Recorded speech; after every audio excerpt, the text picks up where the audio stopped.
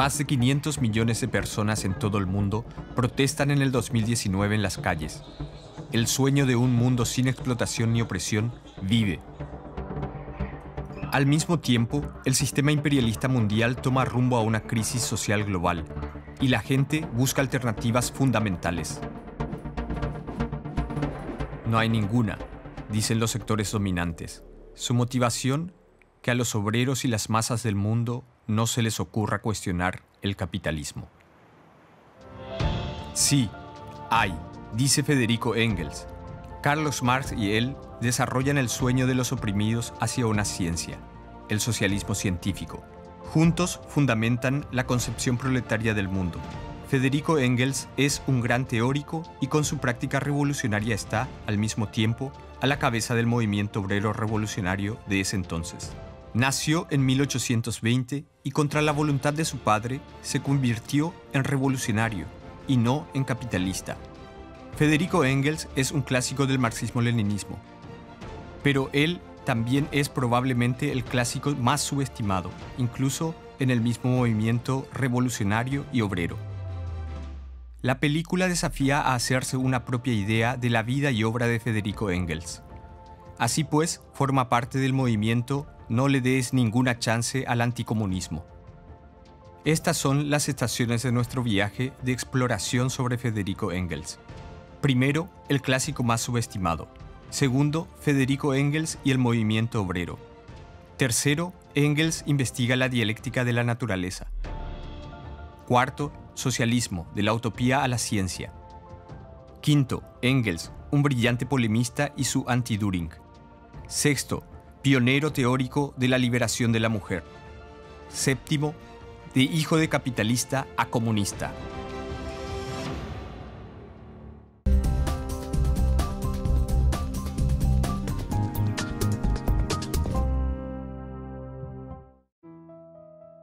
A menudo se presenta a Engels como un ayudante, amigo o incluso como financista de Carlos Marx. Willy Dickkut, pionero teórico y cofundador del MLPD, escribe en cambio: El papel de Engels en la elaboración de la teoría del materialismo dialéctico e histórico no es menos importante que el de Marx.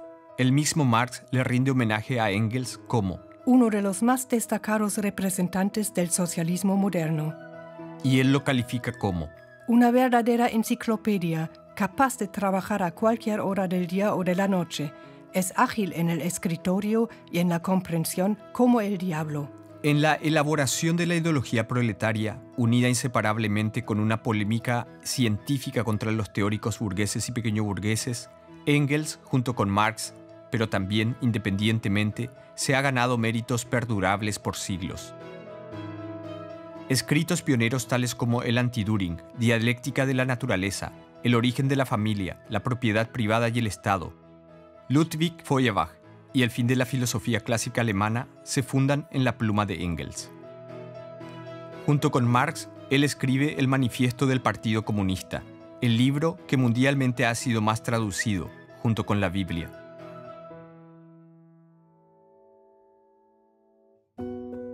Marx fallece el 14 de marzo de 1883, apenas con 64 años, antes de poder terminar su gran obra El Capital. Sin vacilar, Engels toma esta tarea en sus manos y deja de lado sus propios trabajos. Él comienza a elaborar el segundo y tercer tomo. Este inmenso trabajo le lleva más de 10 años, ya que solamente él conoce los trabajos preliminares de Marx. Además, es el único que puede leer la escritura de Marx después de la muerte de Jenny, la esposa de Marx. También sobre el problema campesino elabora la posición básica de los comunistas, válida hasta hoy en día. Las obras más importantes de Marx y Engels son publicadas conjuntamente en 44 tomos. Solo los dos han escrito 4.170 cartas. Engels puede desarrollar la teoría revolucionaria únicamente porque en la práctica también está a la cabeza de la lucha de clases. En 1841 viaja a Berlín y hace un servicio militar voluntario durante un año en la primera división de artillería. Cada vez está más convencido de que como revolucionario se necesita conocimientos militares. y pronto ya los necesita.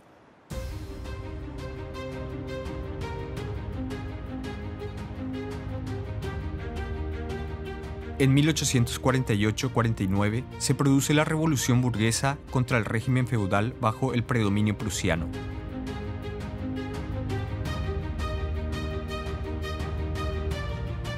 Como militante de una asociación obrera en Colonia, convoca a la lucha de liberación a los 10.000 obreros de una manifestación a las orillas del río Rin.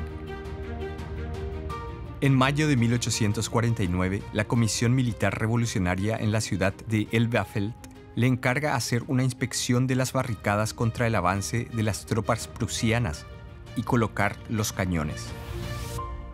Pero la Comisión de Seguridad burguesa lo obliga finalmente a que abandone la ciudad, pues así escribe Engels pocos días después en el Diario de Renania. La burguesía de Elberfeld está sumamente alarmada por su presencia. Teme que él proclame en cualquier momento la República Roja. Conmocionados, los obreros de la zona prometen proteger a Engels con sus vidas. Él está bajo la amenaza de ser fusilado si es detenido. Es buscado para ser capturado, pero puede huir. Puede escapar hacia Baden, donde sigue luchando como oficial adjunto. La burguesía traiciona a los obreros y se une con los príncipes feudales. Aplastan sangrientamente la revolución. Engels nuevamente tiene que huir, esta vez a Suiza.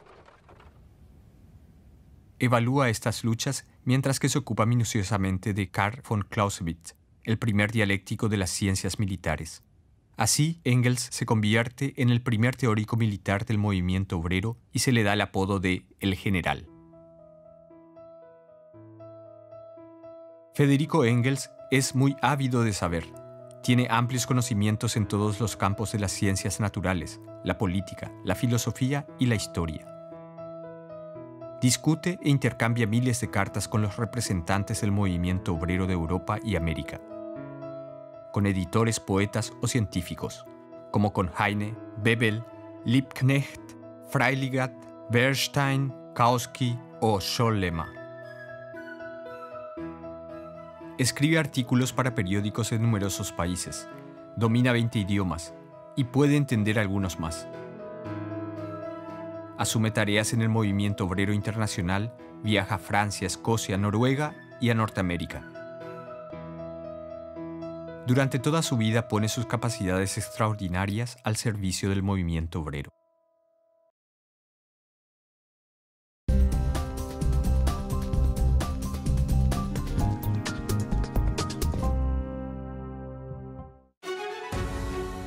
Es la época de la industrialización, del capitalismo temprano.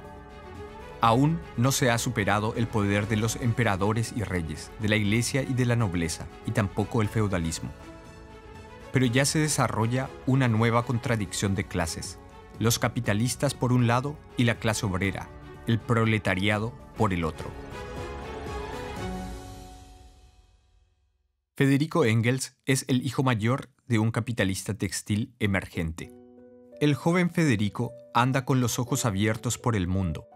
Con 19 años escribe: Predomina una terrible miseria entre las clases bajas, en particular los obreros de fábrica de Wuppertal.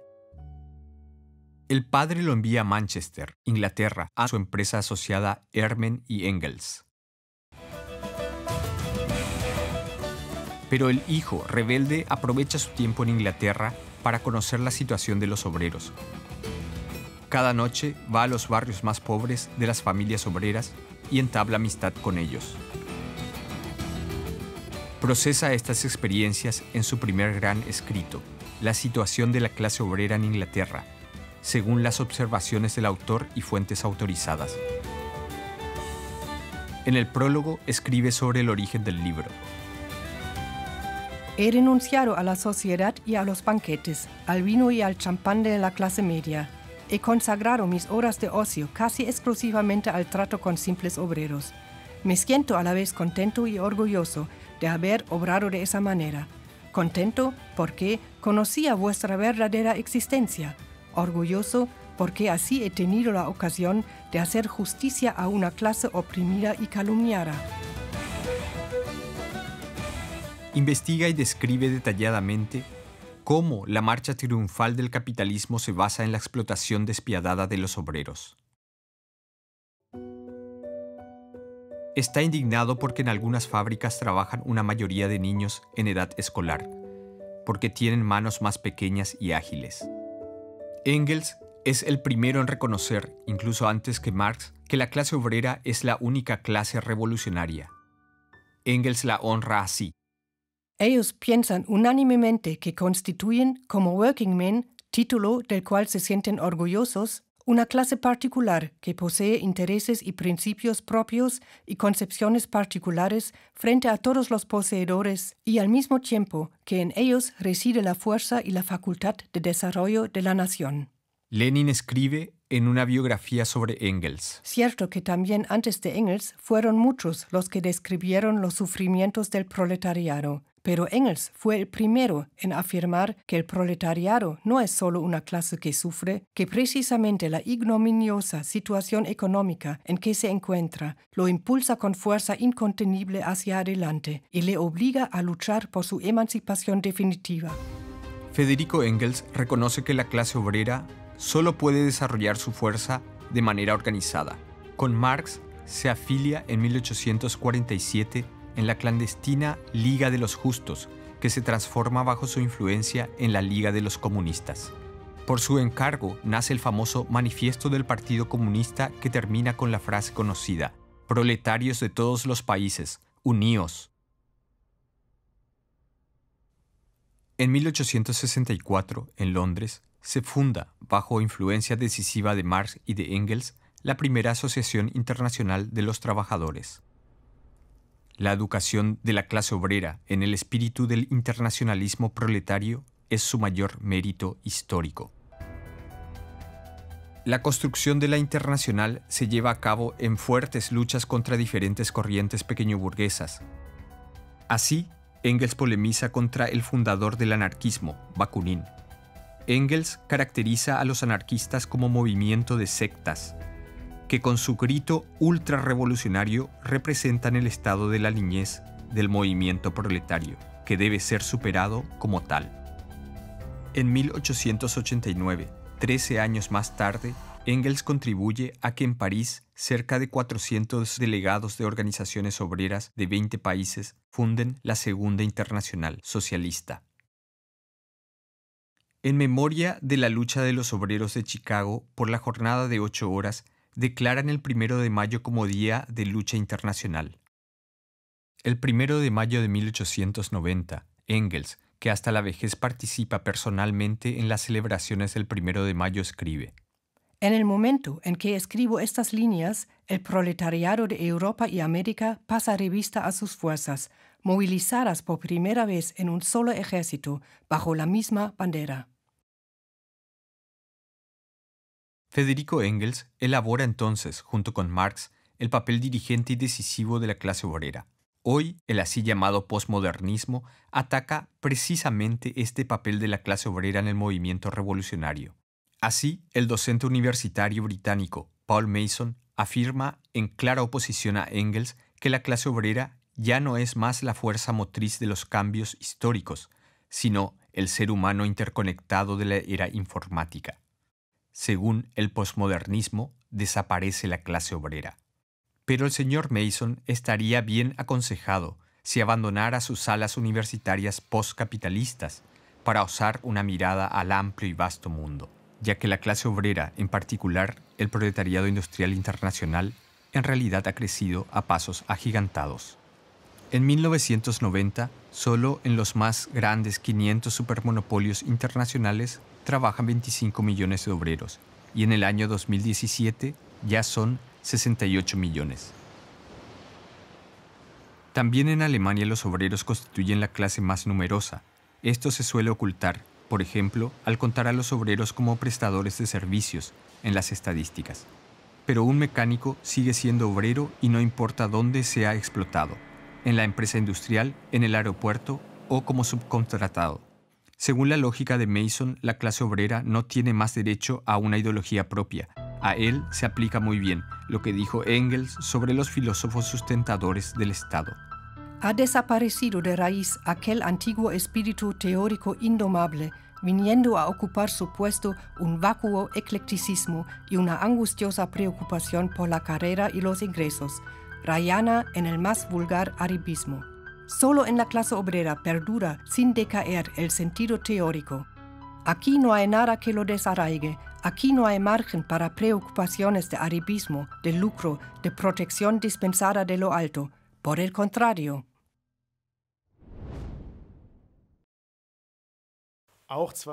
También en el 200 aniversario de Engels todavía hay obreros y capitalistas, todavía existe la explotación y la lucha de clases. A quien no lo quiera creer, lo invito cordialmente a conversar con mis compañeros de trabajo de la planta siderúrgica. Teorías y prácticas burguesas quitan al obrero el derecho de organizarse por sus intereses de clase y de luchar por ellos, por ejemplo, prohibiendo las banderas del Partido Marxista-Leninista. Finalmente, esto sirve para que los obreros se mantengan en su condición de oprimido. La clase obrera existe y por eso necesita para sus intereses también su propia concepción del mundo y organización, su propia teoría y su propio partido. Por eso, el Partido Marxista-Leninista de Alemania, MLPD, mantiene su principal línea de lucha en las grandes empresas, en la industria, la logística, las comunicaciones y los centros industrializados del sector social, de salud y de educación. La clase obrera tiene que volverse consciente de su papel. Para eso, tiene que liberarse de la ideología burguesa, del modo de pensar pequeño burgués, de la influencia de los partidos burgueses y de sus teorías. Entonces, también puede liberarse políticamente de la explotación y opresión en el capitalismo, desarrollar su independencia de clase, construir su partido revolucionario fuertemente arraigado en las masas y superar el capitalismo de manera revolucionaria. Por eso, los obreros hoy en día deben apropiarse de la obra de vida de Engels.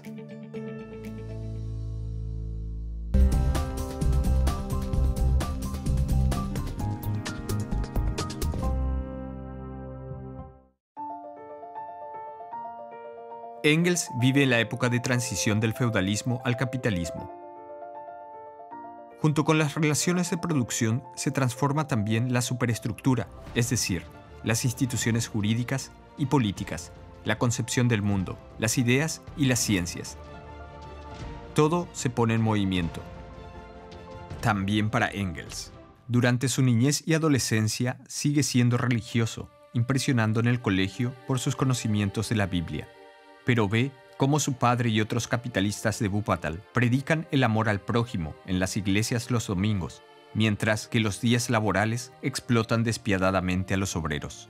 Y así inicia sus reflexiones filosóficas con la crítica a la religión. Su amigo Marx más tarde lo sintetiza así: en lugar de la ilusoria felicidad del pueblo, así califica la religión, él exige felicidad real.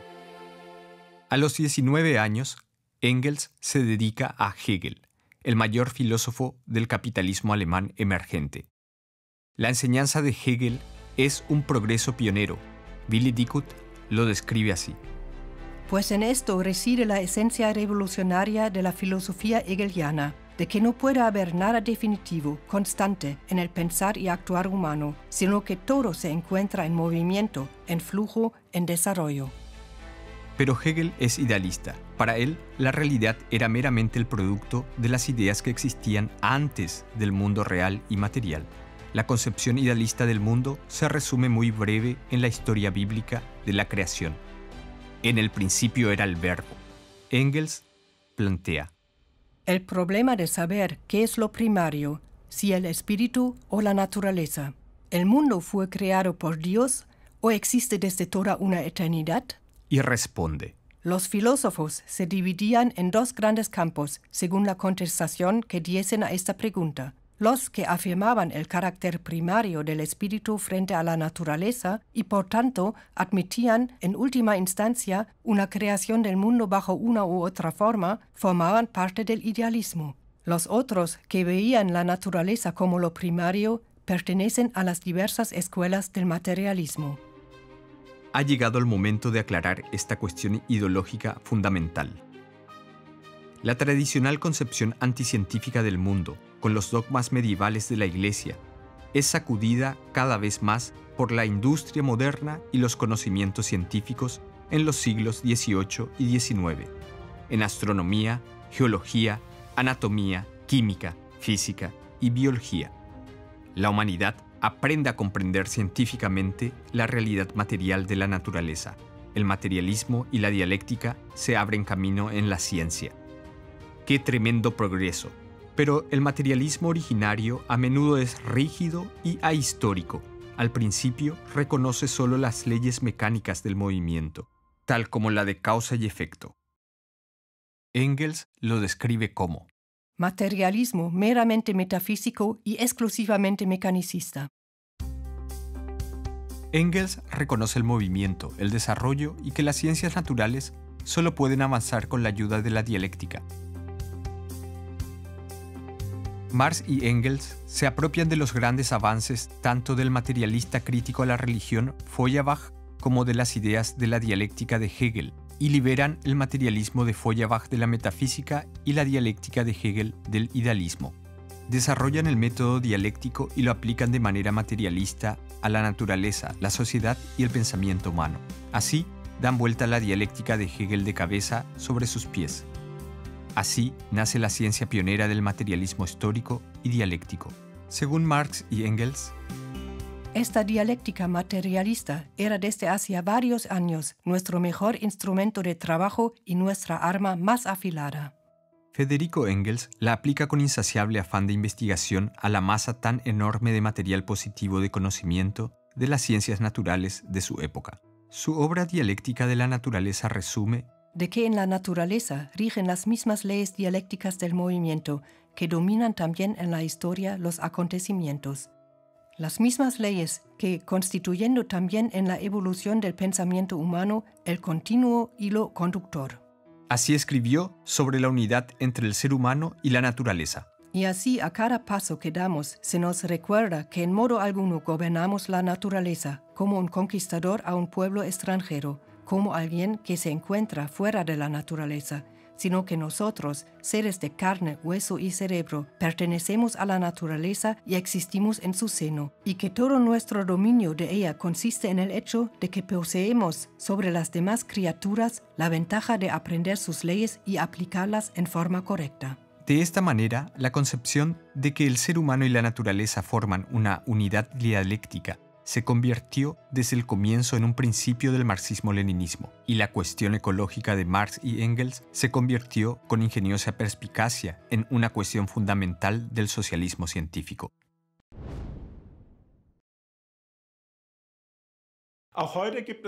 También hoy hay una gran cantidad de descubrimientos pioneros. Podríamos poner en práctica una amplia economía circular con energías renovables.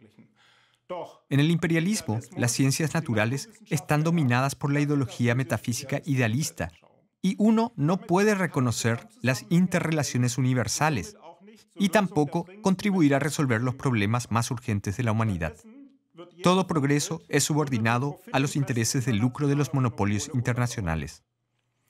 Actualmente se levanta una producción de baterías para miles de millones de automóviles, causando gigantescos daños ambientales, en lugar de desarrollar simplemente un sistema de transporte alternativo.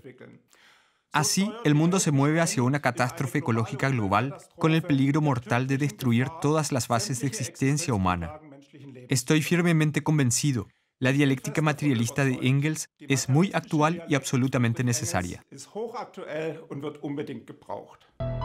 Después de la muerte de Marx y Engels, el movimiento obrero internacional subestimó, contrariamente a la concepción de ellos, la cuestión medioambiental durante muchos años. Esto comienza ya en 1875, en el Congreso del Partido Socialdemócrata SPD en Gotha, donde se presentó un borrador del programa que califica el trabajo como la única fuente de riqueza e ignora las sustancias naturales. Marx y Engels criticaron inmediata y severamente este borrador economicista, pero solo 16 años después, por insistencia vehemente de Engels, se hizo una corrección formal. Pero la falta de una autocrítica de principios de la dirección del SPD conllevó graves consecuencias. El actual SPD, partido de los monopolios, incluso enfrenta sistemáticamente entre sí al movimiento obrero y ambientalista.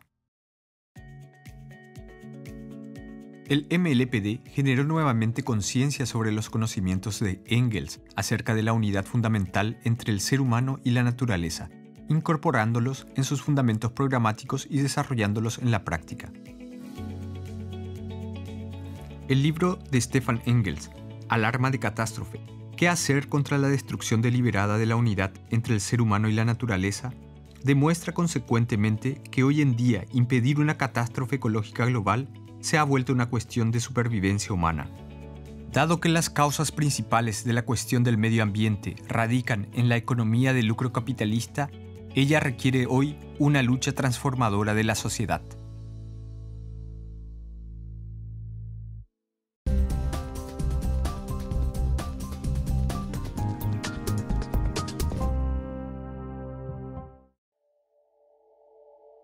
A principios del siglo XIX, nacen ideas socialistas utópicas y soñadoras. Engels se ocupa de ellas y examina su viabilidad. Sus creadores, Saint-Simon, Fourier y Owen, reconocen el emergente antagonismo de clase entre la clase obrera y la clase capitalista. Ellos idean proyectos y fábricas para liberar a los obreros de la miseria. Todos tienen que participar igualmente en la riqueza y tiene que haber igualdad de derechos entre las mujeres y los hombres. Engels reconoce la importancia histórica mundial de estas ideas y recoge todas sus ideas progresistas, pero al mismo tiempo critica su contenido idealista, porque los utopistas quieren que esas ideas se hagan realidad sin ninguna lucha de clases. Es cierto que ellos denuncian las injusticias del capitalismo, pero no realizan ninguna crítica científica fundamentada. Hasta hoy, el anticomunismo deja espacio para ideales utópicos o fragmentos de una sociedad sin clases, mientras sigan siendo lo más abstracto e idealista posible. No hay peligro de su realización, según los sectores dominantes. Por eso, Engels reconoce: para convertir el socialismo en una ciencia era indispensable ante todo situarlo en el terreno de la realidad. El socialismo científico incluye grandes descubrimientos esenciales: la revelación del secreto de la producción capitalista, la doctrina de la plusvalía, la concepción materialista de la historia, la dialéctica materialista y el método dialéctico.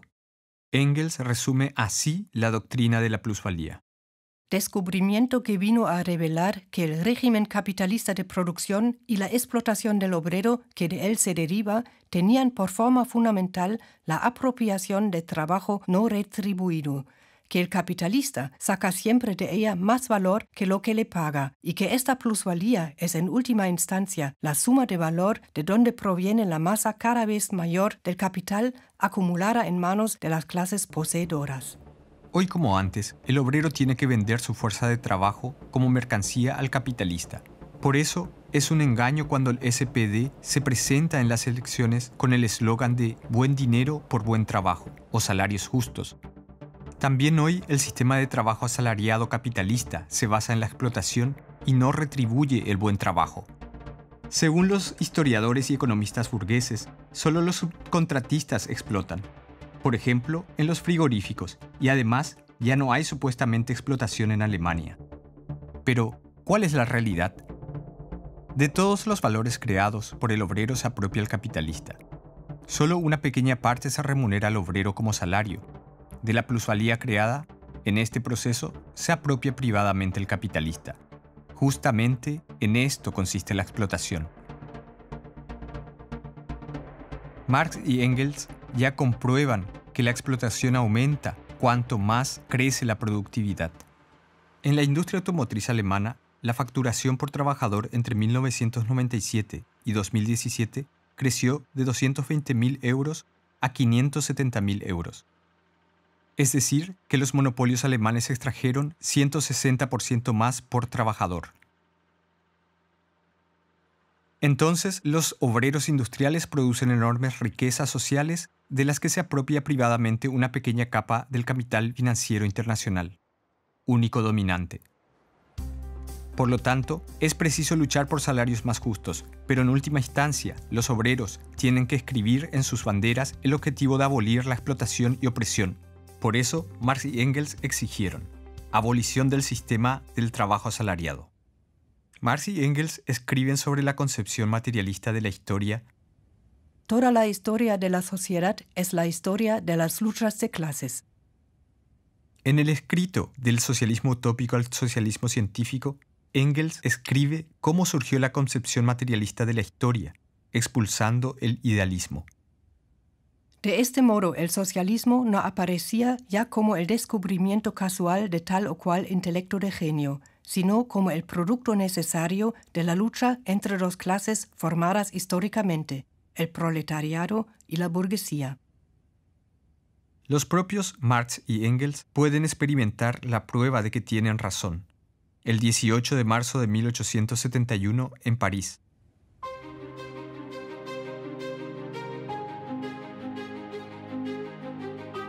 En la insurrección armada y la toma del poder por los obreros, en la Comuna de París.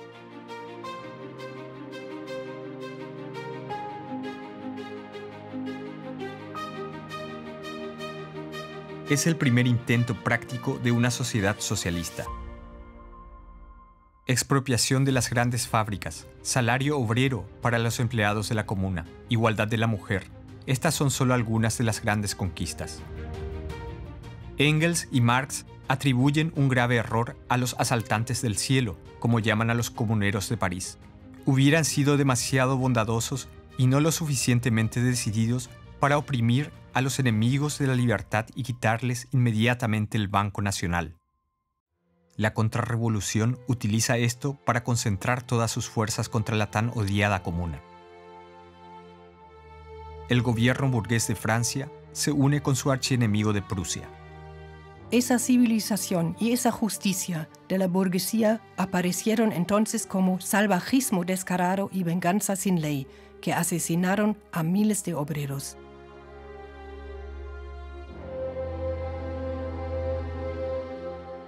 Después de 72 días, la Comuna de París es sangrientamente aplastada.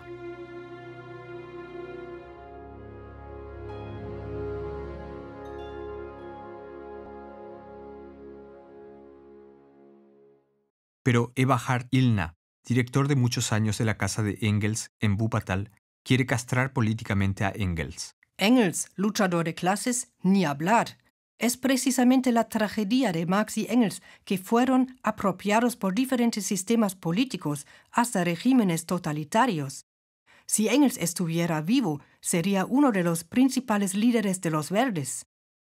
¡Qué miserable intento de acaparamiento!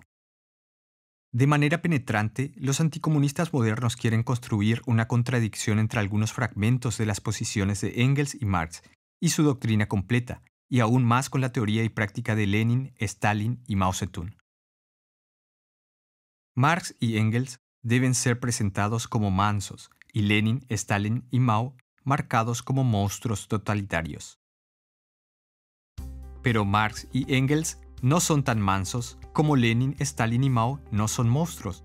Marx y Engels extrajeron más bien las enseñanzas revolucionarias del aplastamiento de la Comuna de París, comuna que fue compartida, considerada y lograda por Lenin, Stalin y Mao Zedong. Marx constata después de la Comuna de París. Después del domingo de Pentecostés de 1871, ya no puede haber paz ni tregua posible entre los obreros de Francia y los que se apropian del producto de su trabajo. Marx y Engels extraen la enseñanza. La clase obrera no puede simplemente tomar posesión de la vieja maquinaria del Estado. Tiene que destruirla y establecer la dictadura del proletariado. La clase obrera tiene que oprimir a la clase capitalista, quitarle la posibilidad de volver a ejercer su empresa de explotación. Para la gran masa de la población, la dictadura del proletariado significa democracia y libertad sin precedentes. Cada vez más personas logran así desarrollar una conciencia socialista. Aprenden así a dirigir el Estado y a asumir responsabilidad para toda la sociedad.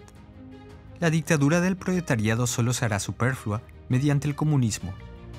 Las clases y el Estado se extinguirán. Hoy los estados socialistas unidos del mundo están materialmente preparados en todos sus aspectos a escala internacional. Desde hace mucho que el socialismo ya no es una utopía, sino una ciencia. Por eso, el anticomunismo se utiliza como religión de Estado, para que la clase obrera y las amplias masas no saquen esta conclusión revolucionaria necesaria y se aparten del socialismo. Por eso necesitamos un movimiento social. No le des ninguna chance al anticomunismo, que combata el anticomunismo y quiera proscribirlo socialmente. Se ocupará de que sea posible una discusión sin reservas sobre el socialismo. Estoy seguro de que la humanidad dará el siguiente paso hacia adelante en el desarrollo social y luchando conseguirá el verdadero socialismo.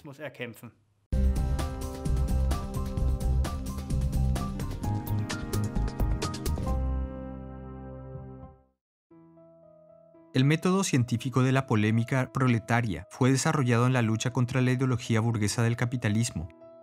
Es una disputa científica librada con rigor, destinada a dar claridad.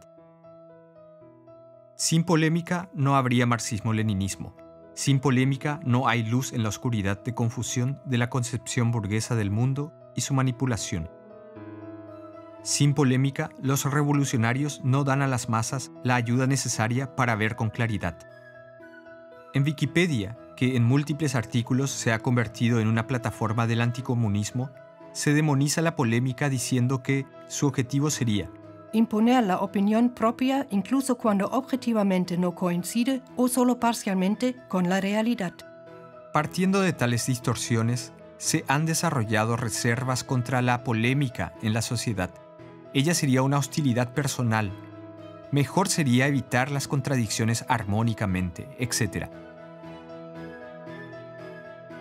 Stefan Engel, en cambio, escribe en 2019 en un conspecto acerca de la polémica científica. La polémica científica pone al descubierto el embusque burgués de la amortiguación de la lucha de clases. La polémica científica debe ocuparse detalladamente con los enunciados del adversario, refutarlos punto por punto, para luego pasar a la ofensiva y llevar un contraataque decisivo. La polémica científica se distingue de los comentarios a menudo lastimeros de los creadores de opinión pequeño burgueses o burgueses, por ejemplo, sobre la agudización de la crisis ecológica, que solo ocultan las causas principales y dejan a oscuras a los responsables principales. Federico Engels es un maestro de la polémica. La desarrolló como método científico de modo principista y también divertido. La obra modelo de la polémica es su escrito La revolución de la ciencia de Eugenio Düring, en breve Anti-Düring. Se publica en 1877 en 35 ediciones en serie del periódico Adelante del SPD, hasta entonces revolucionario. En la prensa socialdemócrata de la época abunda todo tipo de representantes de una presunta modernización o actualización necesaria del socialismo. Pero eso no fue otra cosa que el intento de quitarle al marxismo su contenido revolucionario y ablandarlo conforme al sistema. El profesor Eugenio Düring, en los años 1870, se presenta arrogantemente como reformador del socialismo, para desarrollar todo un sistema de nueva teoría socialista. Sus construcciones idealistas vuelven a echar por la borda todo el avance del conocimiento del movimiento obrero y de las ciencias naturales. En su obra, Engels desmonta pacientemente cada argumento y afirmación de Düring, fundamenta sólidamente las posiciones del socialismo científico al respecto y luego polemiza en resumen. Libertad científica significará escribir sobre todo aquello que no se sabe y proclamar que este es el único método estrictamente científico. Düring es uno de los tipos más característicos de esta chillona pseudociencia que aparece hoy en día en Alemania en todos los escenarios y que domina todas las voces con sus tonitruantes trompetas. Largas trompetas en la poesía, filosofía, política, economía, historiografía, en la cátedra y la tribuna. Largas trompetas en todas partes, con la pretensión de superioridad y profundidad de pensamiento. Largas trompetas, el producto más característico de la industria intelectual alemana, barato pero malo, exactamente igual que otros productos alemanes. La polémica de Engels contra Düring fue una bomba. La publicación de los primeros artículos suscita división de opiniones. Por un lado, hay testimonios de puro entusiasmo y por el otro, manifestaciones de rabia impotente de los seguidores de Dühring. Al mismo tiempo, la polémica de Engels siempre es creadora. Aprovecha el debate crítico para seguir desarrollando el marxismo. Esto me obligó a seguirle al señor Dühring por todas partes y a contraponer en cada punto mis concepciones a las suyas. Con ello, la crítica negativa se hizo positiva. La polémica se convirtió en una exposición más o menos coherente y sistemática del método dialéctico y de la concepción comunista del mundo sostenidas por Marx y por mí. Esta polémica fue tan convincente, tan eficaz, que hasta el día de hoy de Eugenio Dühring no queda más en la percepción pública que el anti-Dühring.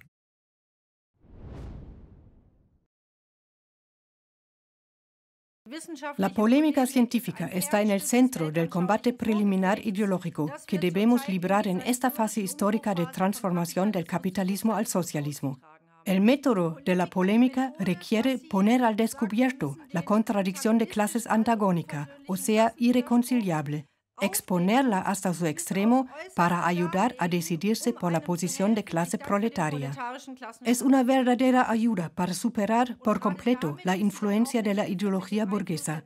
La polémica siempre es ataque creador, no es retrógrada, sino que orienta al futuro y a esclarecer las contradicciones. Ella caracteriza entonces la actitud básica revolucionaria. Y claro que esta posición de clase proletaria debe ir en contracorriente, tiene el viento en contra, y yo debo ser capaz de sostenerla con autoconciencia y plena convicción y hacerla prevalecer.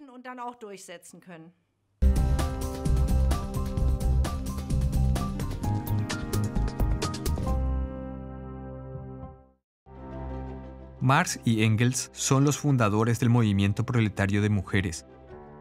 En 1884, Engels escribió el libro El origen de la familia, la propiedad privada y el Estado. Se basaba en amplios conspectos de Marx sobre las obras del investigador de la historia de la humanidad, Lewis Henry Morgan.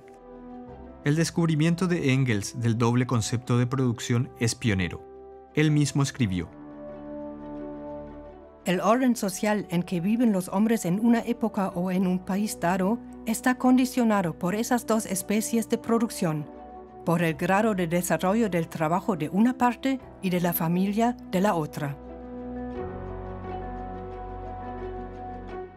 Pues, cada época histórica está condicionada por los niveles de desarrollo inseparablemente unidos, el trabajo por un lado y la familia por el otro. Esto, desde Engels, forma parte de las concepciones básicas del marxismo-leninismo.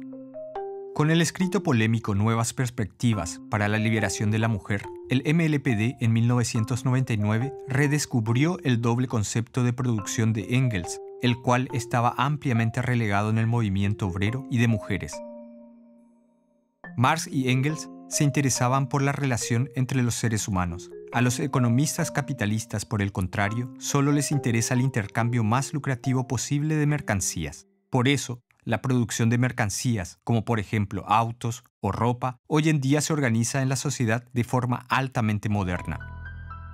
Pero que las obreras y los obreros asalariados lleguen al trabajo más o menos recuperados, bien alimentados y sanos, que nazcan nuevas generaciones de trabajadores, que sean alimentadas y educadas, que se cuide a las personas ancianas y enfermas. Es tarea de las familias privadas, particularmente de las mujeres, como si eso fuera algo evidente. Esta es la causa de la doble explotación y opresión de las masas de mujeres en el capitalismo, y la opresión particular de la mujer en general debido a su sexo. El orden estatal y familiar burgués debe mantener estas relaciones. El Estado es, según Engels, exclusivamente el Estado de la clase dominante y, en todos los casos, una máquina esencialmente destinada a reprimir a la clase oprimida y explotada. El Estado burgués también crea las leyes e instituciones necesarias y promueve tradiciones y conceptos morales burgueses para asignar a las mujeres su papel en la sociedad capitalista. La consecuencia son salarios crónicamente inferiores, dependencia económica del hombre, pobreza de la madre soltera o de la anciana, dura prueba de nervios debido a toda la responsabilidad de los niños, el cuidado, la salud, el buen ambiente en la familia, presión moral contra la autodeterminación sobre la vida propia, en particular contra una actividad política revolucionaria. Las opiniones de Marx y Engels acerca de la liberación de la mujer hacen pegar un grito al cielo a la burguesía, es decir, a los capitalistas, como a la aristocracia y a la iglesia. Ahora, los comunistas no solo llaman a la rebelión contra la explotación, sino también a la rebelión contra la opresión de la mujer. Y mantener y defender la opresión de la mujer se vuelve a partir de ese momento una parte integrante del anticomunismo. En el capitalismo, la familia constituye una comunidad solidaria para los obreros y las amplias masas. De no ser así, a menudo no puede resolver la vida complicada en la sociedad actual. Pero en el socialismo, la familia es liberada gradualmente de su carácter como unidad económica más pequeña. Entonces las relaciones entre el hombre y la mujer y en las familias estarán fundadas exclusivamente en la libre voluntad, inclinación y amor. Engels resume breve y concisamente lo que es fundamental para la liberación de la mujer.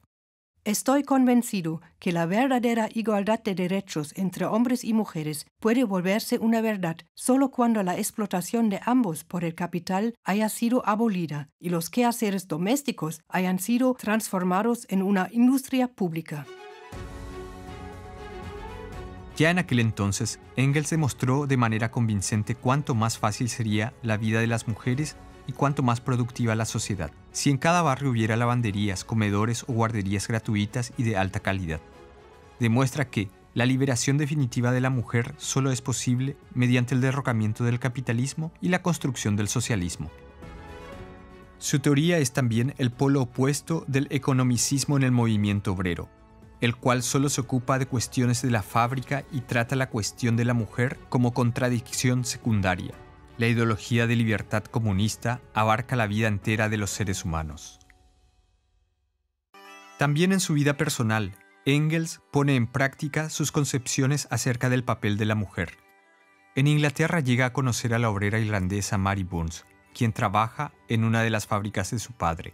La obrera valiente, quien en ese entonces no sabe leer ni escribir, le abre las puertas a los cuchidriles miserables de los obreros irlandeses y lo introduce en los círculos de debate secretos. La obrera clasista y revolucionaria ferviente se convierte en su amada compañera de vida. Contra todas las convenciones burguesas, ella le acompaña en sus viajes y conferencias, lo que es muy desagradable para la familia Engels en Wuppertal. En todos sus escritos famosos, Marx y Engels también crean los fundamentos de una política socialista de niños y de jóvenes, la cual va acompañada de la liberación de la mujer. Hasta el día de hoy, los anticomunistas dicen hipócritamente que no se debería influir en los niños, naturalmente con excepción de la influencia hecha por ellos mismos. Se indignan de que también la organización infantil del MLPD, los Zorros Rojos, exigen y realizan una educación social de los niños. A ellos les recomendamos la polémica de Marx y Engels en el Manifiesto Comunista. Los comunistas no han inventado esta injerencia de la sociedad en la educación. No hacen más que cambiar su carácter y arrancar la educación a la influencia de la clase dominante. A propuesta de Marx y Engels, la Asociación Internacional de los Trabajadores desde el comienzo también lucha por los derechos de los niños y la juventud obrera. Esboza una concepción proletaria de una educación socialista. A su juicio, la educación de personas jóvenes debe consistir de formación mental, ejercicio físico y enseñanza politécnica, siendo esta última la que inicia a la vez al niño y al joven en el manejo de los instrumentos elementales de todas las industrias. Hoy en día, los jóvenes en la escuela ni siquiera aprenden las más fáciles habilidades prácticas de la vida cotidiana.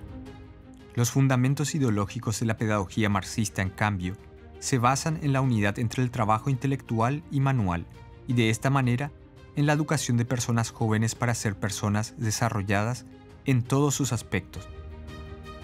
Engels propugna que esta debe ser la tarea de la sociedad entera.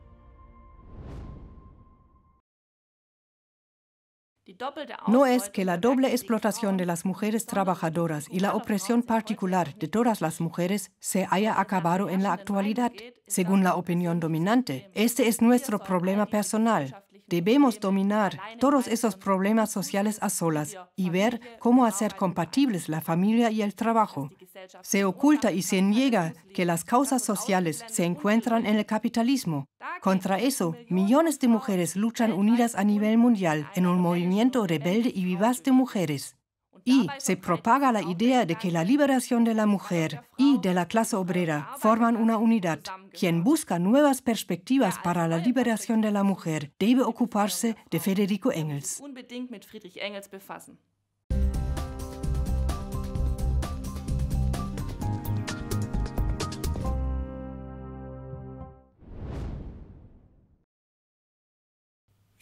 Estamos orgullosos de vivir en la región natal de Engels. Todavía algunos retrógrados en Wuppertal condenan a Engels como un denigrante de los suyos. Pero para nosotros, la personalidad de Engels, sus decisiones de vida, sus conquistas prácticas y teóricas y sus méritos para el movimiento obrero siguen siendo un ejemplo.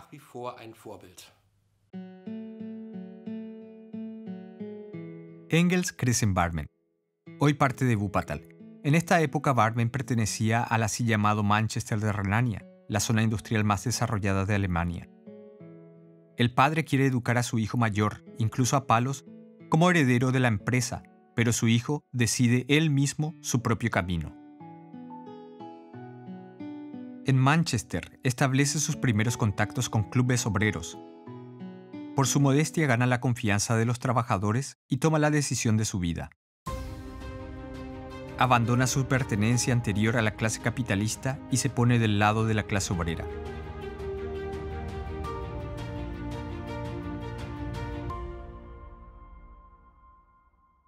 Para los anticomunistas, tal cambio de posición de clase es un horror. La reeducación, un lavado de cerebro y la renuncia a una existencia como un hijito capitalista significa renuncia ascética a toda alegría de vivir. Pero Engels da vuelta a la página. Siente mucho desprecio y burla hacia la ideología y la moral filistea de los burgueses y pequeñoburgueses. Para él, vivir del lado de la clase obrera significa ganar alegría de vivir. Un contemporáneo escribió sobre él. Los días de la semana vivía con la mayor sencillez, pero los domingos era una alegría ver cómo disfrutaba complaciendo a sus amigos con lo mejor que podía conseguir. Se puede decir que Engels era una de las personas más serviciales del mundo. Su presencia ya fue estimulante, al igual que su indomable coraje y optimismo. En una carta a Augusto Bebel y a otros líderes del SPD, Marx y él escriben que la gente de otras clases también se incorporan a la clase obrera y exigen que cuando llegan al movimiento proletario tales elementos procedentes de otras clases, la primera condición que se les debe exigir es que no traigan resabios de prejuicios burgueses, pequeñoburgueses, etc., y que asimilen sin reservas el enfoque proletario. Dicho y hecho, Engels se funde con la clase obrera por el resto de su vida. No solo se convierte en maestro y personalidad líder de los obreros, sino que asimila sus mejores rasgos característicos: la solidaridad, el espíritu de lucha y la dureza. Otro contemporáneo dice: incluso en su vida, los obreros amaban y adoraban a Engels como a un amigo. Engels es un hombre polifacético. Amaba siempre la sociedad de la juventud. Le apasionan el deporte, la natación, el remo y la equitación.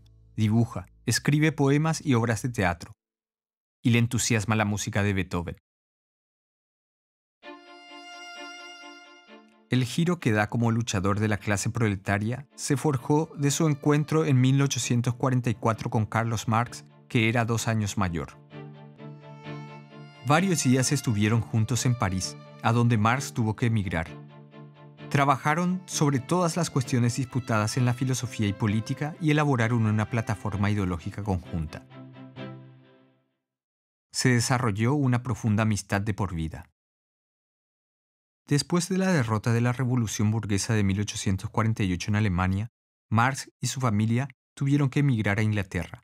Engels lo sigue. Durante 20 años, Engels realiza un trabajo forzado, como lo llama, en la fábrica de su padre para prestar apoyo financiero a la familia Marx, que es muy pobre. De esta manera, posibilitó el trabajo profesional revolucionario de Marx, indispensable para esa labor que conmueve al mundo.